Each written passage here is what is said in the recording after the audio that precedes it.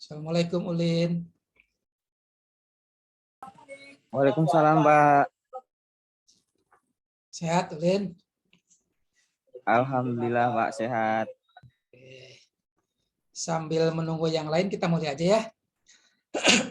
Baik, Pak. Bismillahirrahmanirrahim. Assalamualaikum warahmatullahi wabarakatuh. Selamat malam, salam sejahtera bagi kita semua.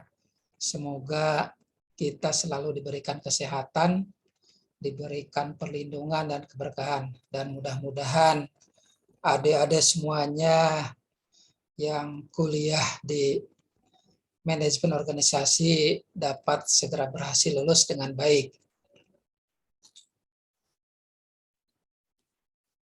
Kita malam ini pertemuan yang ke-10 atau yang ketiga setelah UTS. Tinggal 7 kali pertemuan lagi ke depannya dan sudah kurang lebih 1 bulan ke depan sudah nanti ada ujian akhir semester. Semoga di pertemuan atau 5 atau 4 pertemuan ke depannya dapat hadir semua dan juga dapat mengikuti manajemen organisasi ini. Manajemen organisasi atau dalam penyusunan sumber daya manusia. Jadi proses penyusunan sumber daya manusia dapat dipandang sebagai serangkaian kegiatan yang dilaksanakan setiap waktu untuk menjaga pemenuhan kebutuhan. Silakan Ridwan udah masuk. Pemenuhan kebutuhan sumber daya manusia ini dalam organisasi dengan orang yang tepat atau artinya orang yang sesuai dalam posisinya dan juga pada waktu yang tepat. Selain orangnya yang tepat, waktunya yang tepat. Dan fungsi ini diterapkan pada lingkungan eksternal dan internal. Artinya ke dalam organisasi maupun ke luar organisasi. Seperti kita ketahui bahwa setiap individu dalam suatu organisasi bekerja sama demi mencapai tujuan organisasi. Tentunya organisasi yang sudah ditetapkan untuk dapat mengordinasi tiap individu tersebut, organisasi memerlukan manajemen yang baik. Artinya manajemen yang diproses secara baik. Oleh karena itu, peranan manajemen sangat penting dalam suatu organisasi. Kalau organisasi tidak dilakukan dengan manajemen yang baik, ini akan menjadikan tujuan yang sudah disiapkan, tujuan yang sudah direncanakan, tidak akan berjalan dengan baik. Nah, tentunya manajemen di sini yang bisa mempengaruhi tercapainya tujuan-tujuan tadi. Ada beberapa pendapat terkait dengan pengertian manajemen ini. Dan manajemen ini nanti apa yang akan dikaitkan dengan sumber daya manusia atau SDM ini. Seperti Harun Quds menyampaikan atau mendefinisikan bahwa manajemen itu berhubungan dengan pencapaian suatu tujuan yang dilakukan melalui dengan orang lain. Artinya ini manusia atau SDM. Jadi manajemen itu yang dipimpin oleh seorang manajer, seperti yang Bapak sampaikan, itu melalui orang lain. 2 orang atau lebih yang mempunyai kerjasama yang baik dengan menjaga pemenuhan kebutuhannya. Ini fungsi eksternal dan internal dalam lingkungan manajemen ini akan berjalan dengan baik. Jadi Harun Kun itu menyampaikan hubungannya pencapaian suatu tujuan itu ya melalui dengan orang lain. Artinya SDM. Sedangkan untuk Judge R. Terry menyampaikan bahwa manajemen itu merupakan suatu wadah dalam ilmu pengetahuan sehingga dapat dibuktikan bahwa kebenarannya secara umum. Kebenaran tadi dengan melalui orang lain ini akan terbukti bahwa manajemen itu betul-betul dilakukan dengan perencanaan yang baik atau dengan orang-orang yang mengetahui mempersiapkan terkait dengan organisasi tadi. Sedangkan menurut Stoner, manajemen itu merupakan proses, merupakan awal untuk membuat perencanaan, pengorganisasian, memimpin, dan mengendalikan. Dari berbagai usaha, organisasi atau anggota organisasi, serta menggunakan semua sumber daya, baik itu organisasi atau yang lainnya untuk mencapai sasaran.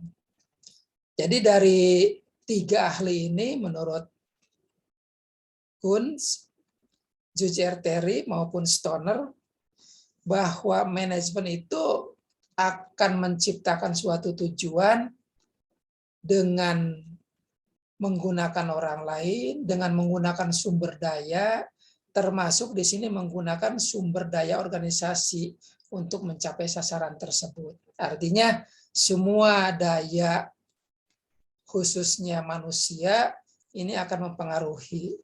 Sehingga dari 3 para ahli tadi, manajemen ini proses pengorganisasian seluruh aktivitas perencanaan, aktivitas pengorganisasian, aktivitas pengendalian untuk mencapai tujuan yang efektif dan efisien. Artinya tepat guna dan juga tepat sasaran. Artinya oleh orang yang tepat dan waktu yang tepat yang terkait dengan sumber daya organisasi ini. Jadi manajemen sumber daya manusia atau SDM ini melibatkan semua keputusan dan praktik manajemen yang memengaruhi secara langsung SDM-nya. Artinya manusianya akan mempengaruhi kegiatan-kegiatan dalam manajemen ini. Ya, karena manajemen manusia seperti yang sampaikan para ahli tadi, ini untuk meningkatkan efektivitas dari SDM tadi. Selain yang disampaikan efektivitas, bahwa manajemen sumber daya manusia SDM juga membicarakan tentang potensi besar tenaga manusianya. Nah, tenaga kerja manusia ini yang merupakan motor penggerak, faktor-faktor penunjang kegiatan. Karena mulai dari awal bekerja dengan mempersiapkan kontrak kerja, faktor-faktor manusia yang mempersiapkan siapa pihak ke-1, siapa pihak kedua, siapa yang pemberi kerja, siapa yang penerima kerja, dan juga di waktu-waktu ke depannya apa yang menjadi kebutuhan-kebutuhan organisasi oleh SDM ini, oleh sumber daya manusia ini.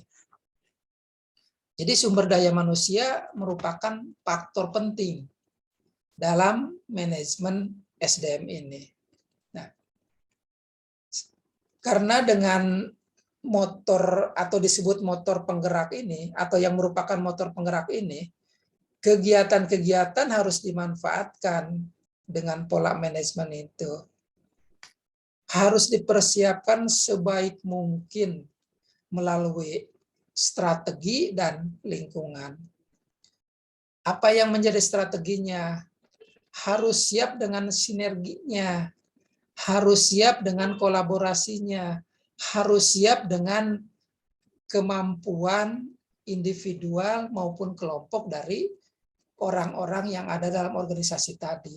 Ini yang menjadikan faktor penunjang kegiatan manajemen harus dimanfaatkan secara baik. Jadi tidak bisa dipungkiri bahwa perubahan teknologi, perubahan zaman, perubahan organisasi, perubahan kebijakan, semuanya ini akan memaksa organisasi menyesuaikan antara pribadi atau diri sendiri dengan lingkungan usahanya. Karena faktor-faktor penunjang tadi ini yang akan menjalankan apa yang menjadi kebutuhan dari organisasi tadi. Ada semua, jadi fungsi lingkungan eksternal dan internal ini akan sangat mempengaruhi dalam kebutuhan pengembangan dan bahkan peningkatan dari organisasi tadi. Sumber daya manusialah sebagai faktor yang paling penting untuk kemajuan dari organisasi tadi. Lebih-lebih adik-adik sebagai mahasiswa Fakultas Ekonomi dan Bisnis harus bisa mereposisi, harus bisa memperbaiki, harus bisa juga mengadaptasi apa yang menjadi kebutuhan dalam organisasi tadi. Baik organisasi yang kecil, apalagi organisasi yang besar. Dalam kondisi kebijakan pemerintah pusat, kebijakan pemerintah daerah, atau juga kebijakan secara internasional, bahwa faktor-faktor usaha, wirausaha, faktor-faktor bisnis, kalau tidak melek, kalau tidak mendengar, kalau tidak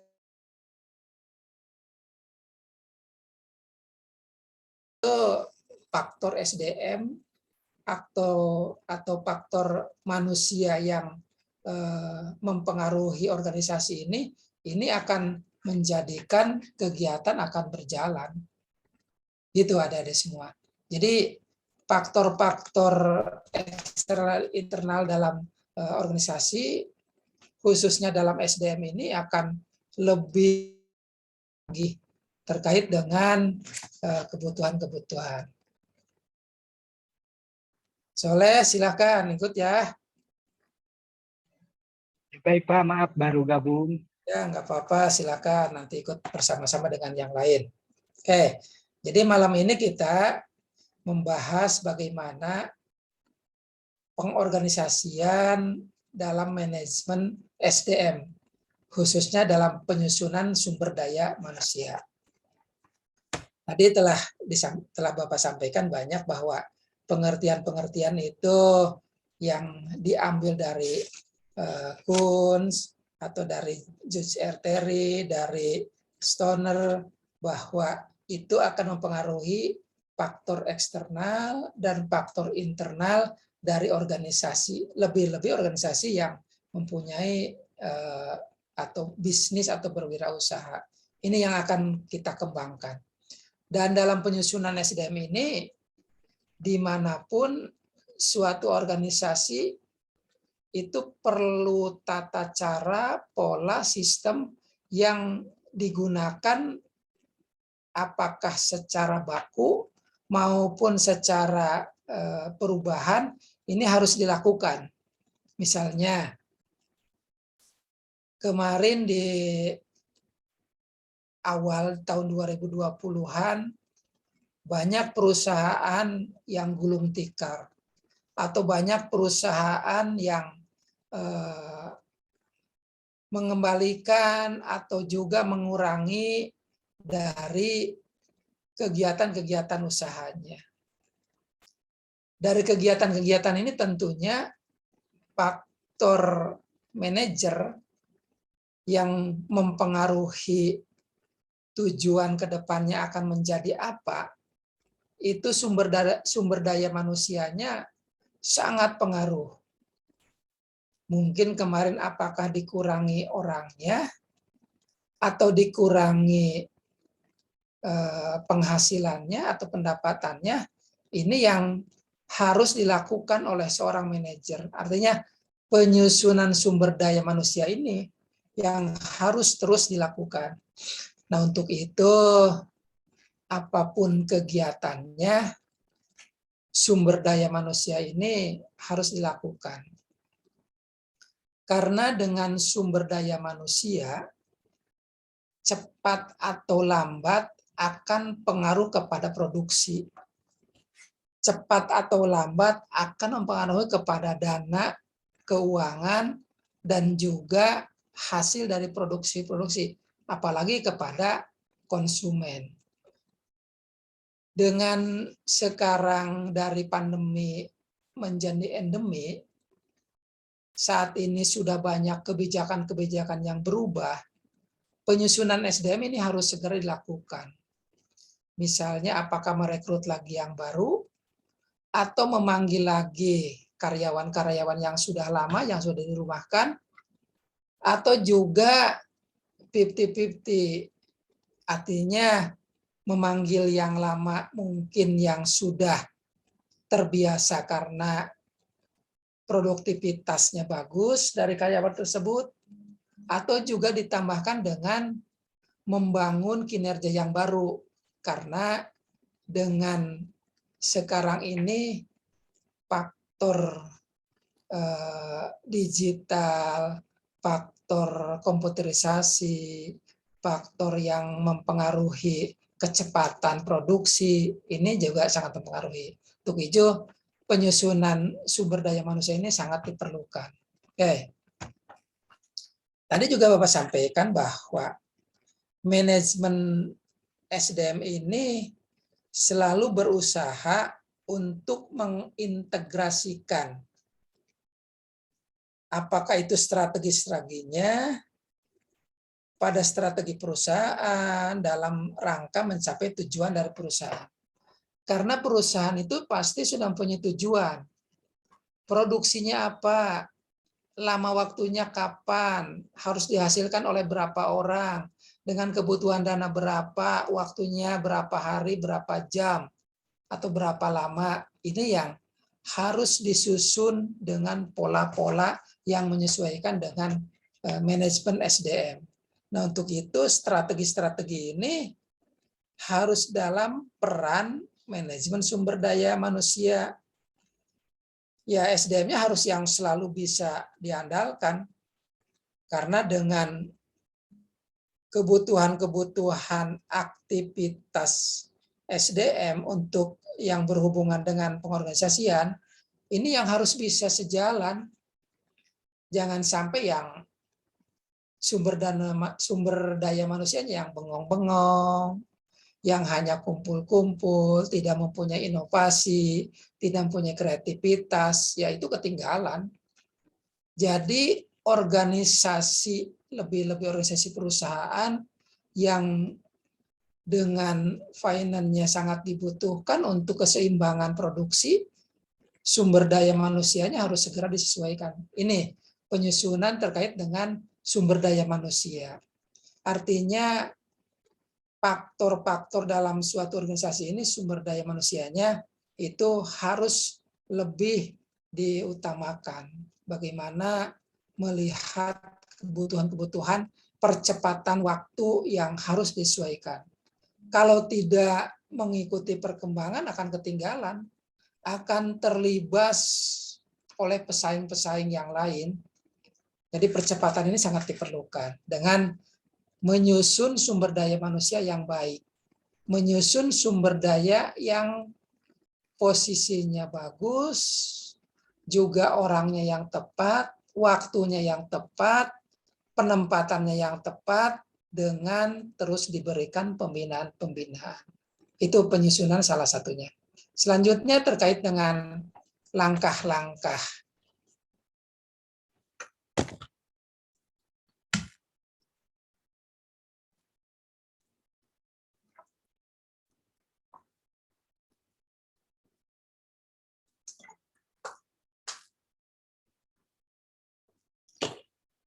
Jadi langkah-langkah proses penyusunan SDM ini berbagai kegiatan. Antaranya satu, bagaimana perencanaan sumber daya manusia itu lebih diutamakan. Oke.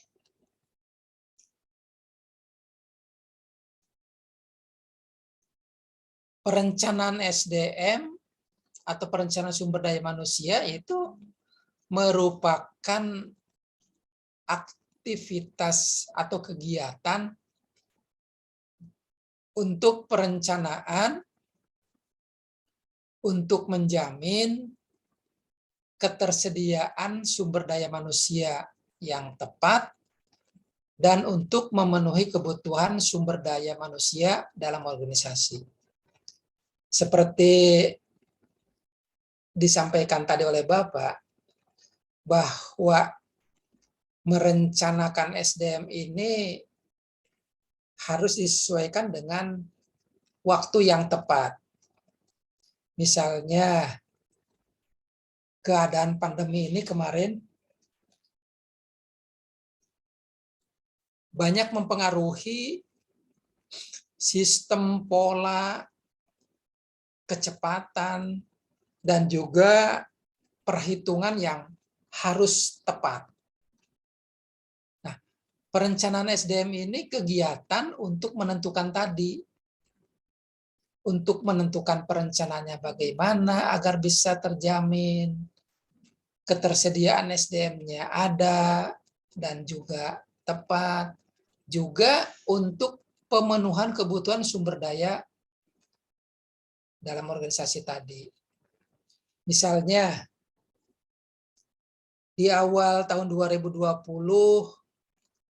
dengan perencanaan 1 tahun yang rencana yang indah-indah, seperti tepat waktu, tepat sasaran, tetapi dalam perjalanannya ternyata adanya COVID, sehingga perusahaan banting setir, perusahaan mengalihkan pola-pola ini.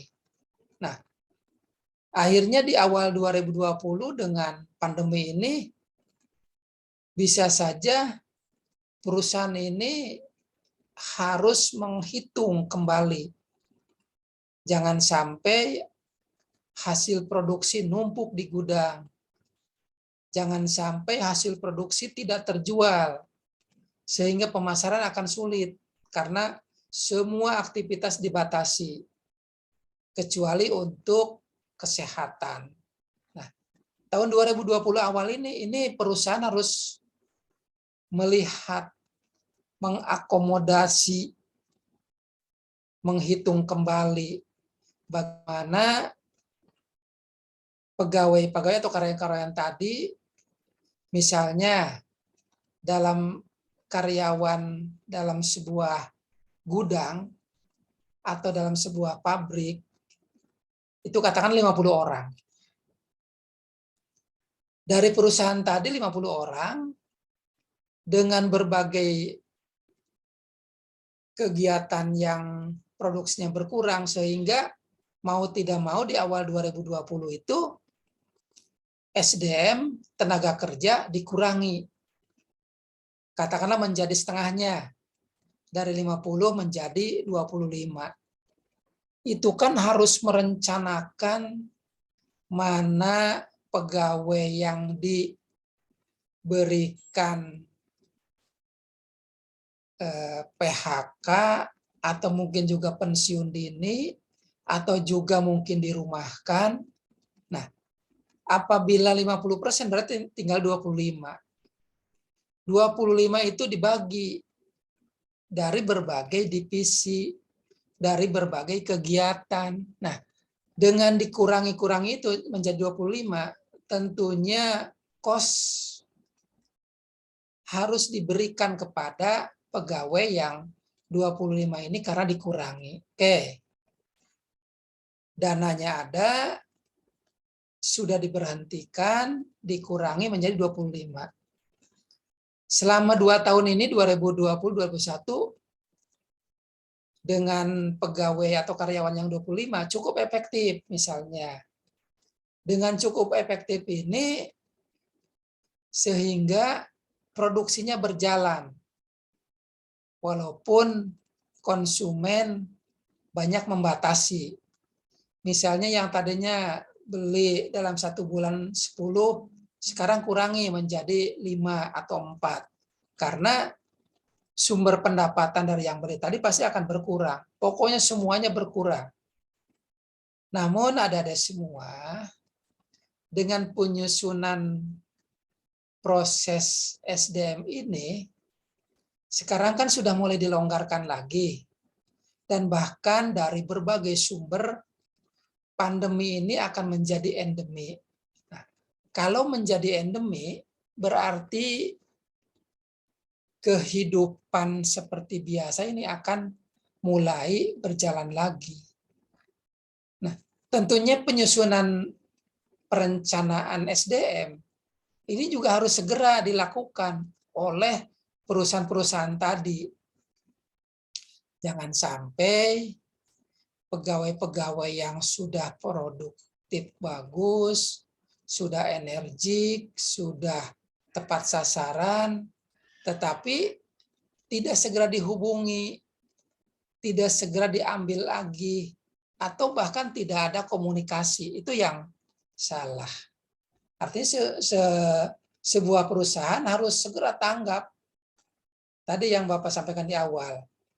Perusahaan itu harus segera mengikuti perkembangan zaman, perkembangan waktu, perkembangan kebijakan. Baik kebijakan yang ada oleh pemerintah pusat, lebih-lebih ada kebijakan yang dari pemerintah daerah yang hanya lokal. Nah, apabila perencanaan sumber daya manusianya dengan kegiatan menentukan perencanaannya kalah oleh perusahaan lain, artinya tidak segera menjadikan itu prioritas, akan ketinggalan. Dan juga akan pasti mempengaruhi kepada perusahaan. Nah, pastinya apa?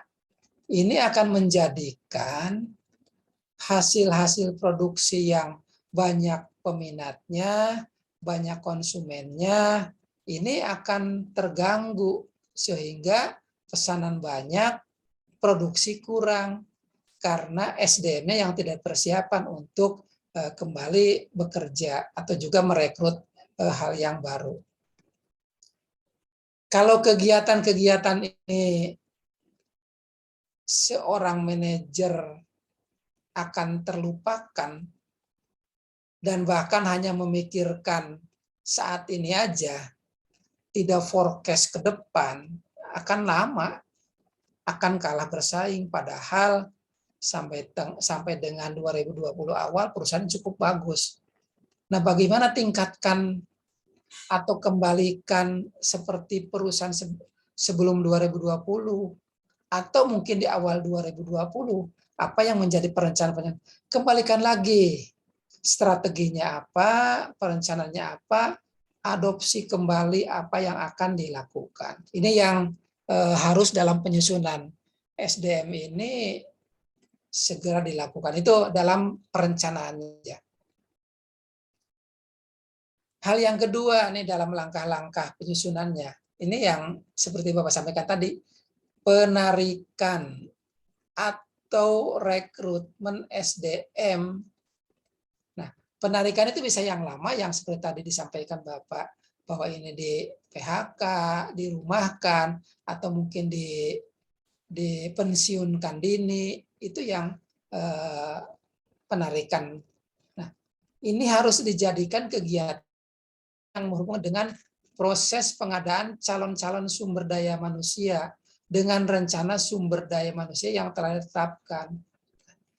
Bagaimana bisa mempersiapkan calon-calon ini, tetapi secara keseluruhan jangan sampai pegawai atau karyawan direkrut, tetapi dalam sumber dananya belum dialokasikan. Sumber dananya belum ada. Harus seimbang ini. Harus sesuai. Memanggil kembali karyawan, merekrut kembali SDM, tetapi sumber dananya, alokasi untuk belanja pegawainya yang tidak ada. Ini juga yang salah. Nah, untuk itu penarikan dan rekrutmen sumber daya manusia ini merupakan kegiatan yang berhubungan dengan pengadaan calon-calon sumber daya.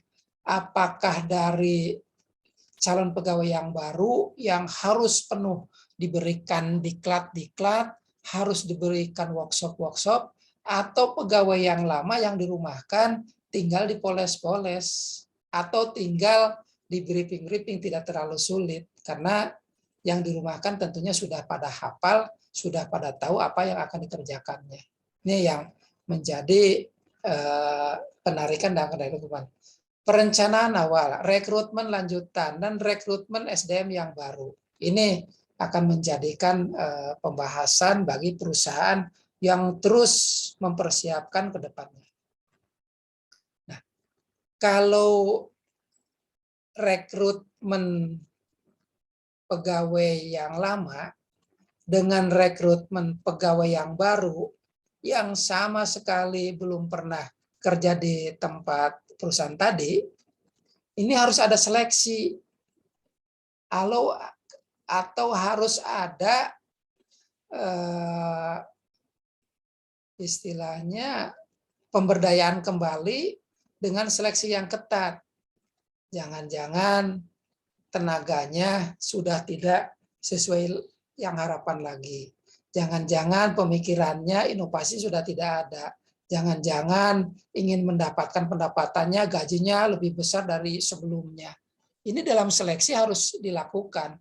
Karena seleksi di sini merupakan kegiatan yang terdiri dari menilai, memilih di antara calon-calon SDM tadi. Ini harus tepat.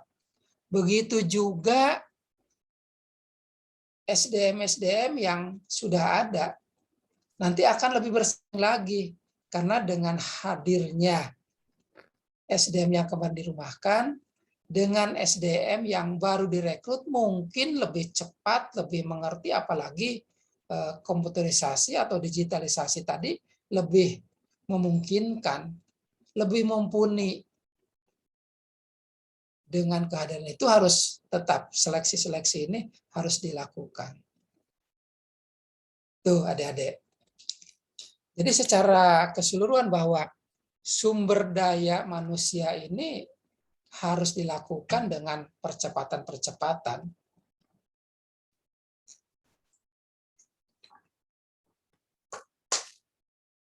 Kita lanjut.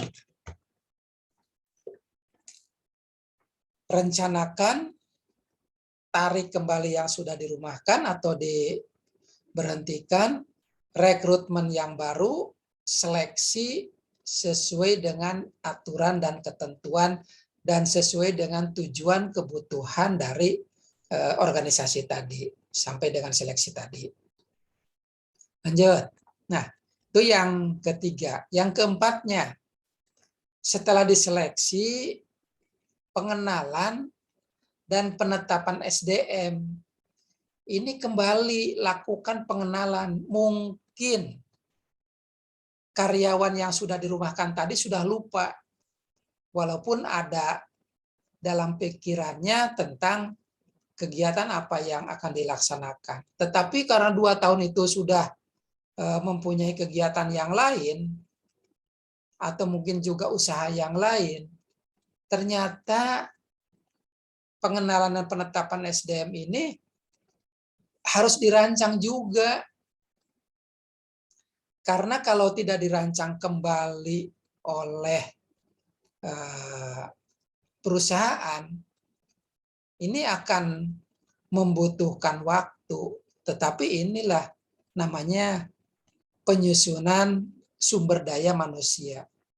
Apabila sudah dikenalkan dan sudah ditetapkan, dan kegiatan yang dirancang untuk membantu SDM yang terpilih untuk menyesuaikan diri dalam bidang pekerjaan yang ada, organisasi ini harus juga mempunyai langkah-langkah yang cepat dan tepat, pembagiannya jelas, tupoksinya di mana-mana, lakukan kontrak kerja, lakukan pembinaan, menyesuaikan diri kepada lingkungan kerja di sini.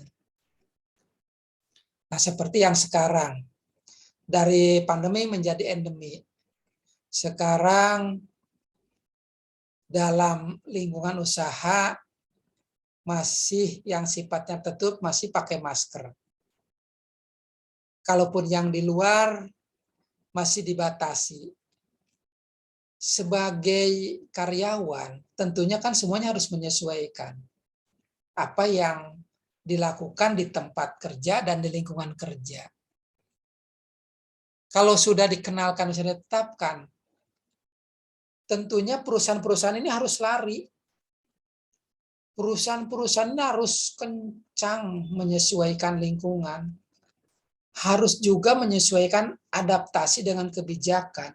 Nah, lakukan dengan lead bank, pelatihan dan pengembangan. Nah, pelatihan pengembangan ini selain yang sudah dilakukan dengan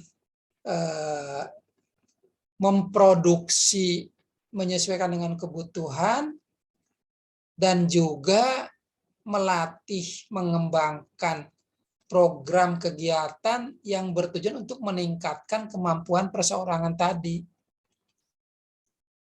Sudah ditetapkan, sudah ditunjuk, sudah dibuatkan keputusan, dan sudah dikenalkan dan sudah ditetapkan tadi, ini pelatihan pengembangan akan berjalan dengan baik. Nah, tentunya pelatihan pengembangan ini sama tujuannya bagaimana produktivitas dapat ditingkatkan baik secara perorangan maupun secara kelompok untuk mendorong efektivitas dan efisiensi untuk tepat gunanya, untuk berdaya gunanya, untuk sebuah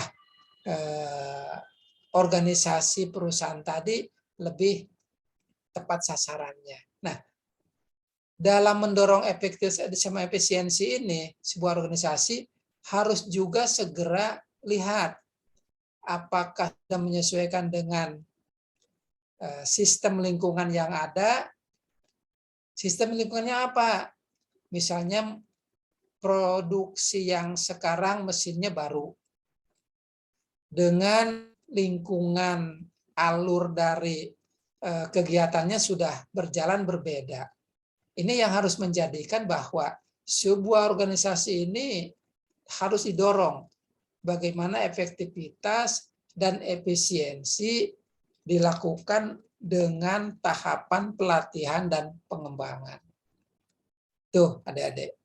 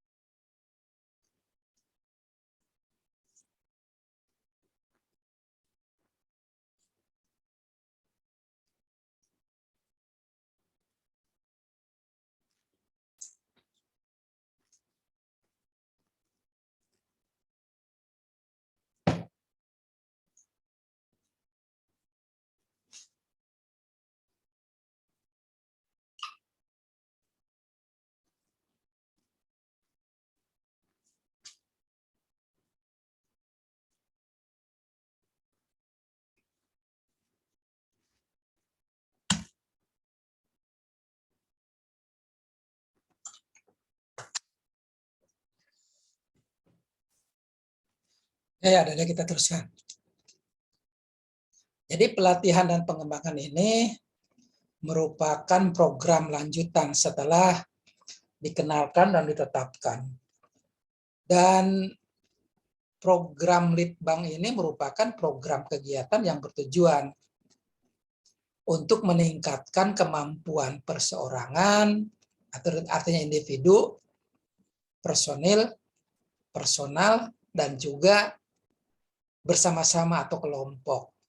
Bagaimana mendorong efektivitas dan efisiensi dalam sebuah organisasi. Dalam penilaian pelaksanaan ini, ada semua, kegiatan yang dilakukan dengan membandingkan antara pelaksanaan kerja perseorangan dengan standar atau tujuan-tujuan yang dikembangkan untuk posisi pekerjaan tersebut.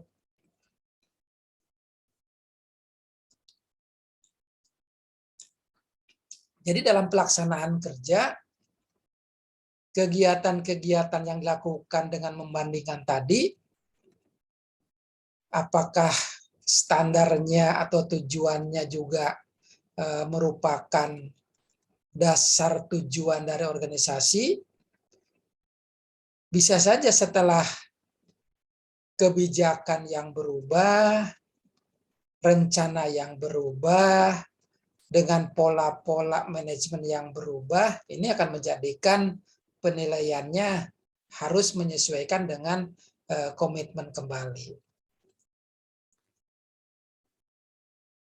Tentunya para karyawan itu harus juga dilakukan bagaimana supaya bisa tetap bekerja, bisa tetap berkompetensi, juga terus bisa bersaing, adanya pemberian kompensasi.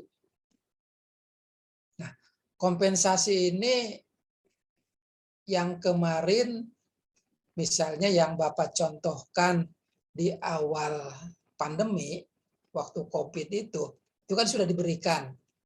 Karena yang Bapak contohkan tadi, 50 orang karyawan dalam perusahaan, tetapi dengan pengurangan menjadi 25, yang 25 tentunya diberikan kompensasi. Mungkin kalau diberhentikan total, itu kompensasinya berapa? Disesuaikan dengan masa kerjanya. Tetapi kalau kompensasinya hanya dirumahkan, dengan perjanjian bahwa selesai pandemi akan kembali lagi bekerja, tentunya diberikan kompensasi mungkin setengah dari gaji pokok, atau mungkin 40% dari gaji pokok, yang penting persetujuan antara pihak ke satu perusahaan dengan pihak kedua karyawan tadi. Pemberian kompensasi ini sekarang bisa berbeda dengan rekrutmen yang baru ini, yang mana pegawainya 25, karena sekarang produksinya kembali seperti awal, harus sesuai dengan pesanan-pesanan yang ada, merekrut kembali 25 orang untuk mengembalikan, menjadikan 50 orang kembali pegawai. Nah, tentunya kompensasi di sini juga harus disampaikan. Dengan kompensasi ini, apa yang akan menjadikan pencapaian kinerjanya dan tujuan? Misalnya, di masa pandemi kemarin produksi sehari katakanlah 500 box dengan 25 karyawan.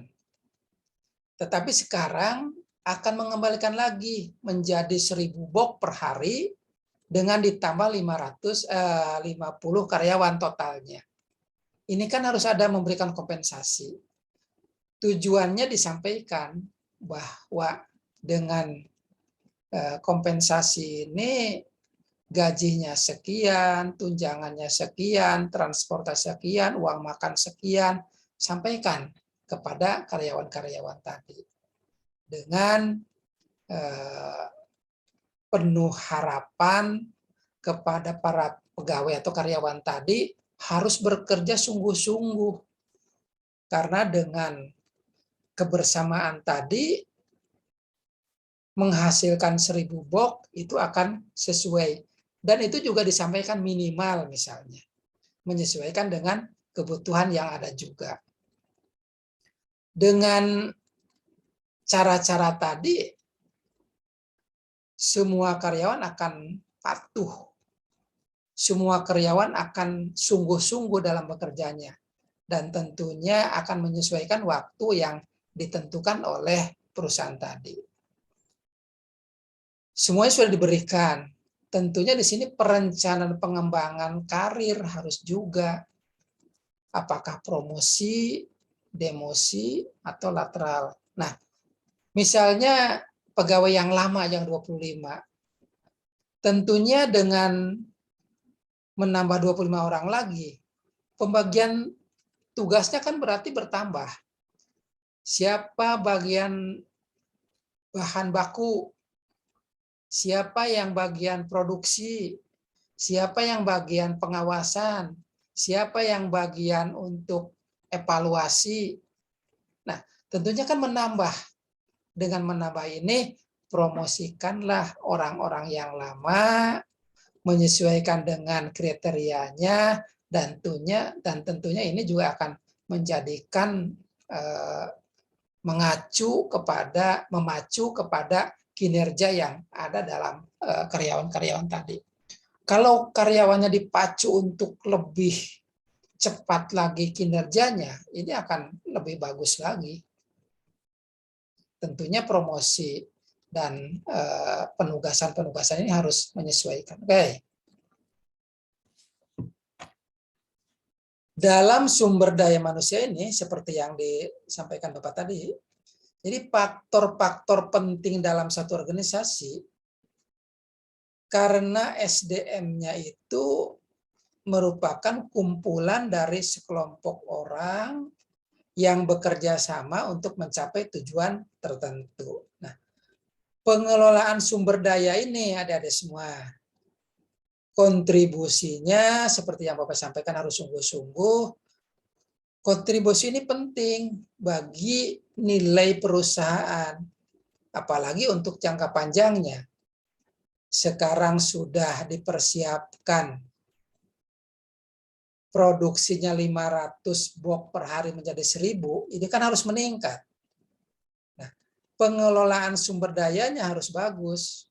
Yang tadinya 25 orang menjadi 50 orang.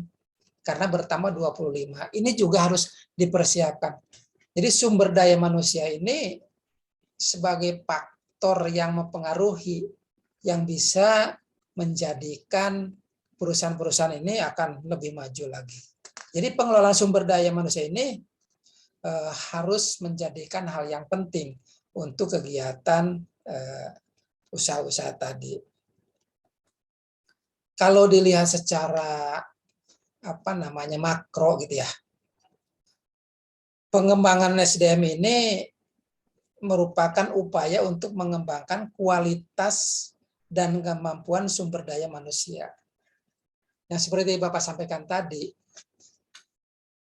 jangan sampai pemulihan menyesuaikan produk dari yang 500 menjadi 1000 tidak dibarengi dengan kualitas dan kebutuhan produksi tadi, baik dari segi estetikanya, packagingnya, atau juga mungkin hal-hal yang disukai oleh konsumen, ini tetap harus sesuai, harus ada. Jadi secara makro pengembangan SDM ini upaya untuk mengembangkan kualitas. Jangan sampai dari 500 menjadi 1000, kualitasnya menurun, ya percuma dengan merekrut 2 kali lipat atau dari 25 menjadi 50 karyawan, ternyata kualitasnya menurun. Bahkan konsumen yang komplainnya lebih banyak daripada yang biasa, itu akan rugi. Nah, itu bagaimana mensiasati mengerjakan apa yang menjadi kebutuhan dalam kualitas SDM tadi. Jadi SDM ini merupakan elemen yang sangat penting dan juga merupakan strategis dalam organisasi ini. Karena SDM yang bisa mengoperasionalkan digitalisasi, produktivitas, pengemasan, komunikasi, dan juga bagaimana pemasaran. Semuanya strategi dari perencanaan atau penyusunan SDM ini elemen-elemen yang sangat penting, yang sangat strategis. Itu yang menjadikan bahwa perencanaan SDM dalam kuliah manajemen organisasi ini yang harus dilakukan oleh kita semua.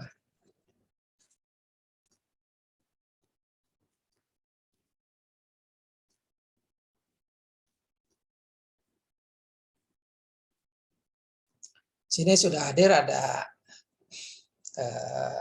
Soleh, ada Ulin, ada Adinda, ada Ridwan.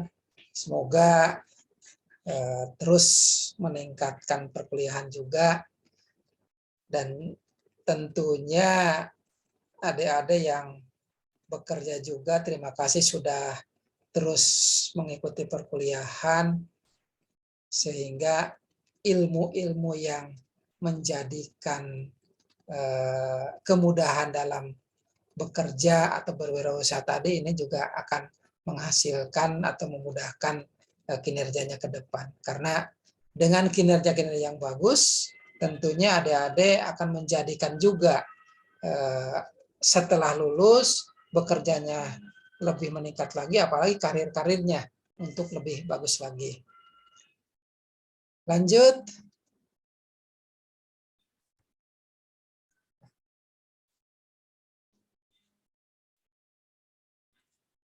Perencanaan SDM. Di sini perencanaan SDM ini harus menjadikan juga bahwa sebuah perusahaan itu tidak dapat menunggu untuk mendapatkan orang yang terampil untuk mengisi posisi tertentu. Jadi perusahaan itu harus berusaha untuk merencanakan kebutuhan di mana ke depannya ini, waktu yang akan datang ini, untuk bisa menemukan orang yang tepat.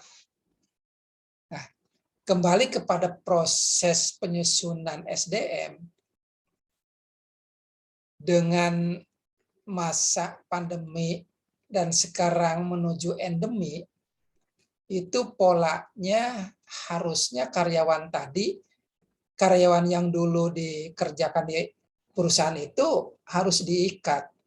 Komunikasi berjalan, apakah komunikasi di WhatsApp grupnya, atau komunikasi di silaturahminya, atau juga komunikasi mungkin karyawannya seolah-olah tidak dibuang.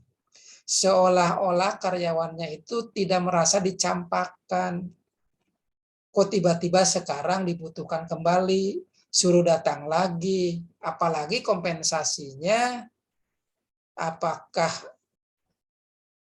dana pensiun cepatnya, atau sumber dana yang lain yang harus diberikannya tidak ada, itu karyawan juga akan menjadikan tidak mau. Jadi dalam perencanaan SDM ini, sebuah perusahaan itu harus bisa legowo, terampil, bagaimana mengisi posisi. Karena tidak mudah memilih orang yang tepat, yang bisa beradaptasi, tetapi juga tidak sulit mencari karyawan tadi. Kalau memang karyawannya sudah jelas terampil, karyawan sudah jelas cekatannya, sudah dedikasinya bagus, dan juga perencanaan atau juga loyalitas kepada organisasinya bagus, perusahaannya bagus, kenapa ini dibiarkan? Contohnya gitu. Jadi perencanaan SDM ini benar-benar harus dimulai oleh manajer yang bisa mengolah, yang bisa menjadikan pertumbuhan perusahaannya ini cukup bagus dan cukup tepat. Oke, dilanjut. Dalam kegiatan yang dilakukan perencanaan ini, dalam sumbernya banyak hal yang perlu diketahui. Misalnya, penentuan kebutuhan jabatan yang harus diisi.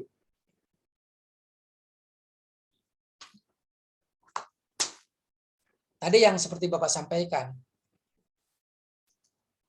dengan 25 orang itu, siapa yang bagian bahan baku? Siapa yang bagian produksi? Siapa yang bagian sortir atau penilaian terakhir? Siapa yang bagian pemasaran? Siapa yang bagian pergudangan?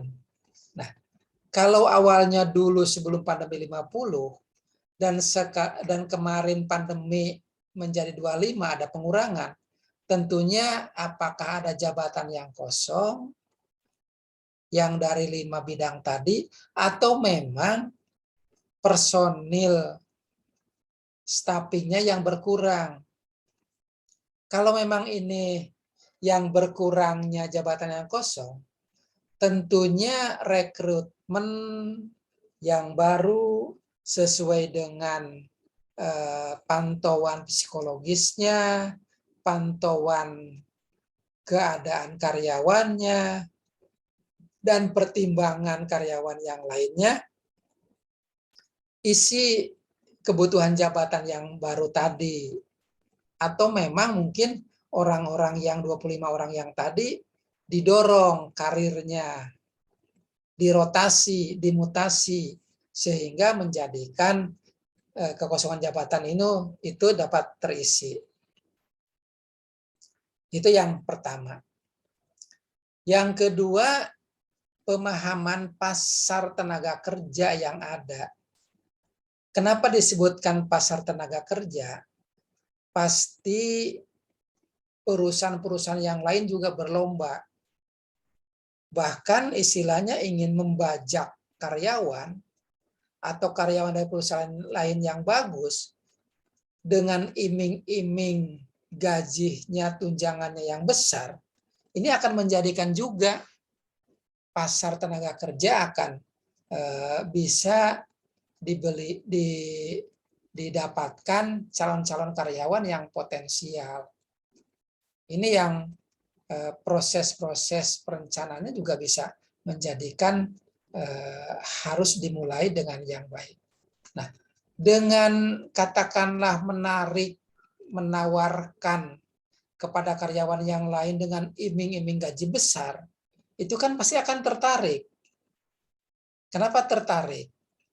Gajinya besar, terus juga penghasilan yang lainnya, tunjangan yang lainnya dapat, jabatan ada, pekerjaannya mungkin lebih banyak kepada faktor memanage, faktor top down-nya, atau faktor top manajernya.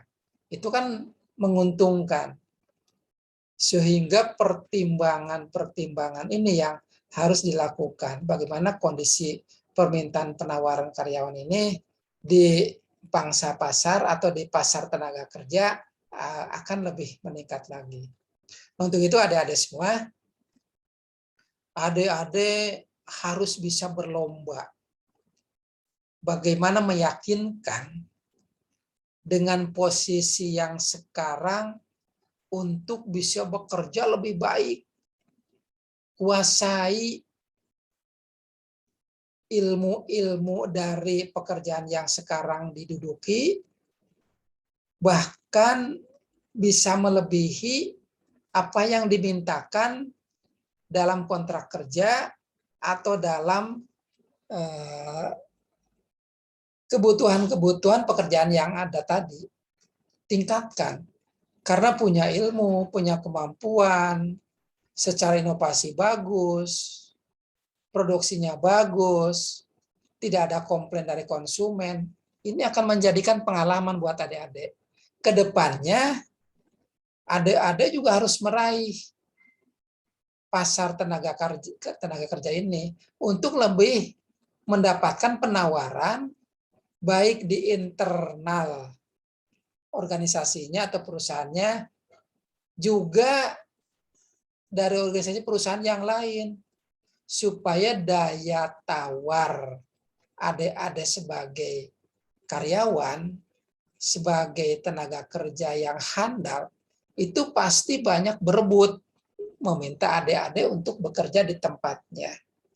Nah, dengan pertimbangan ini ke depan, adik-adik akan menjadi profesional yang sangat banyak dibutuhkan.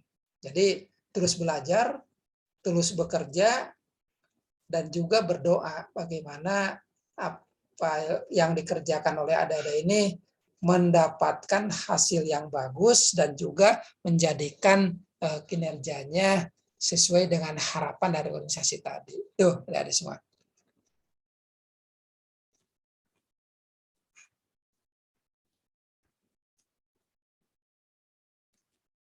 Jadi penentuan kebutuhan jabatan itu harus diisi dengan tahapan-tahapan bagaimana perencanaan kebutuhan jabatan ini harus diisi oleh sumber daya manusia, dimulai dengan penentuan tujuan dan juga rencana, menentukan spesifikasi jabatan, memperbanyak jumlah seluruh karyawan, ya tentunya mempertimbangkan juga persediaan karyawan yang telah tersedia dan melaksanakan. Pemenuhan kebutuhan ini menyesuaikan juga dengan hasil produksi yang tadi Bapak sampaikan, contohnya 500 bertambah menjadi 1000, ini dengan pemenuhan sumber daya yang ditetapkan, sumber daya manusia tentunya.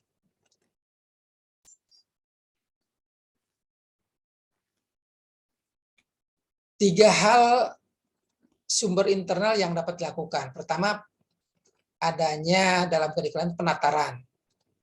Yang kedua, pemindahan. Yang berikutnya, pengangkatan karyawan dari tingkat jabatan rendah kepada jabatan setingkat di atasnya. Nah, dari sumber internal ini dilakukan harus penataran itu semacam mensosialisasikan, membriefing, mensosialisasikan kepada seluruh karyawan atau juga hanya kepada lingkungan internal yang lebih kecil lagi. Jadi penataran ini sebagai pelatihan dan pengembangan.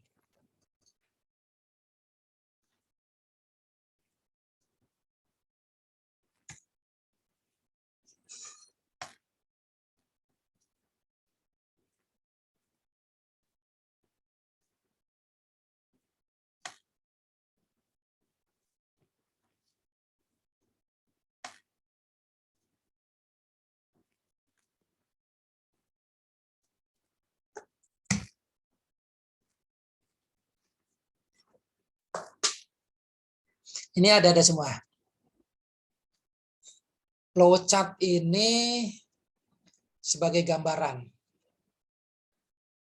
dari apa yang Bapak sampaikan dari awal dalam penyusunan perencanaan SDM ini dalam sebuah organisasi perusahaan, lebih-lebih perusahaannya ada sendiri yang mempunyai sebagai wirausaha muda yang terus mengembangkan karir, mengembangkan produksinya dengan bagaimana menghasilkan yang lebih baik. Flowchart ini sama, awalnya perencanaan SDM. Misalnya adik-adik punya katakanlah rumah makan. Rumah makan ini yang dulu sampai dengan 2020 awal, sebelum pandemi, sangat ramai. Sangat banyak diminati. Bahkan setelah pandemi juga masih tetap perusahaannya ada, tetapi berbeda cara pemasaran dan cara penjualannya. Ini misalnya. Nah, tentunya dalam perencanaan SDM-nya tidak dilakukan pengurangan atau juga tidak dilakukan karyawan yang dirumahkan. Nah, dengan perencanaan SDM-nya yang dulu menjual secara offline, makan di tempat karena suasananya bagus, tempatnya bagus, tetapi dengan pandemi ini dirubah. Dirubahnya itu bukan kemauan dari rumah makan perusahaan tersebut, tetapi berubahnya karena mengikuti kebijakan seperti yang Bapak sampaikan tadi, apakah kebijakan secara nasional, secara daerah, dan bahkan kebijakan-kebijakan ini secara permanen. Tutup, dalam arti tutup itu tempat makannya sudah tidak dibuka. Tapi kegiatannya dibuka, ada seperti biasa. Nah, pola manajemen ini kan berbeda. Misalnya di sini dengan pegawai katakanlah 10 orang lah. Yang contohkan Bapak misalnya punya kegiatan tadi rumah makan ada 10 orang. 10 orangnya tidak diberhentikan tetapi polanya yang dirubah. Nah, tentunya harus ada seorang yang mempunyai kelebihan IT untuk menjual bagaimana secara online, secara teknologi. Nah, dengan perencanaan sumber daya manusia ini kan harus dirubah. Manajer itu harus berputar otak bagaimana kegiatan perusahaannya, warung makannya, rumah makannya tetap jalan. Nah, dibukalah dengan kerjasama mungkin misalnya dengan GoFood. Dibukalah kerjasama dengan yang lainnya supaya makanan tetap terjual. Karena pasti kalau adik-adik mempunyai pelanggan, itu ikat tanyakan HP-nya atau teleponnya yang mudah dihubungi. Dan ikat silaturahminya. Seperti yang contoh kemarin di pandemi, ini kalau sudah diikat teleponnya, WA-nya, dan grupnya, ini tidak akan hilang. Hanya berbeda cara penjualan. Oke, jadi perencanaan SDM ini yang harus dirubah. Kita karena waktu tinggal beberapa menit lagi, Bapak sampaikan. Jadi tidak ada penarikan personalia yang dibutuhkan. Karena memang ini hanya menjadikan pola yang sifatnya makan di tempat menjadi pemasaran atau di take away atau dibungkus atau di pasar jual. Nah, tentunya harus juga karena tidak ada personal yang direkrut, hanya seleksi. Siapa yang tadinya bagian kasir menjadi perdagangan online-nya, siapa yang menjadi bagaimana mengemasnya, siapa yang berhubungan dengan ojeknya atau yang lainnya, ini juga harus dan harus dikenalkan, orientasikan. Nah, namun sekarang dengan berubah menjadikan sekarang dari pandemi menjadi endemi, ini juga harus dirubah kembali. putar otak kembali. Oh iya, ternyata ini seleksinya kita rubah karena dengan endemi ini sudah bebas kembali, rumah makan bisa kembali bisa makan di tempat, selain dengan juga peningkatan SDM. Ada semua, dengan sekarang endemi, sebenarnya bagi perusahaan rumah makan ini sangat diuntungkan. Karena kenapa? Yang selama pandemi harusnya sekarang tetap berjalan dengan penjualan take away, dengan penjualan dengan GoFood, dengan ojol, dengan cara-cara yang lain. Harusnya sekarang tetap diikat. Bahkan ditambahkan dengan makan di tempat, ini harusnya menjadi keuntungan. Harusnya menjadi keuntungan bagaimana pemberdayaan SDM dengan direncanakan secara efektif dan efisien, ini harus lebih bagus lagi. Jadi adik-adik bisa menjadikan ini kebutuhan peningkatan produksi. Nah, harus bisa dan harus diolah bagaimana menjadikan kebutuhan-kebutuhan ini harus tetap berjalan. Misalnya, dari rumah makan yang ada, mungkin di awal-awal yang makan di tempat, katakan 50% di minggu pertama. Di minggu kedua bisa 60-70%. Di minggu ketiga dan selanjutnya bisa 80%. Tetapi yang take away atau yang online itu sangat banyak. Mungkin bisa 30, 40, bahkan 50%. Kalau ditambahkan yang take away aja 50%, yang makan di tempat 80%, ini sudah lebih 30% dari masa sebelum pandemi. Nah, tentunya perencanaan SDM ini harus bisa oleh adik-adik semua. Karena dengan perencanaan yang efektif, ini pasti akan menghasilkan. Contoh aja yang terkait dengan rumah makan. Tetapi kalau punya perusahaan yang lainnya, atau lebih tepatnya dengan model yang lainnya, ini akan lebih bagus lagi. Itu adik-adik perkuliahan di yang ke-10 ini. Sampai di sini dulu.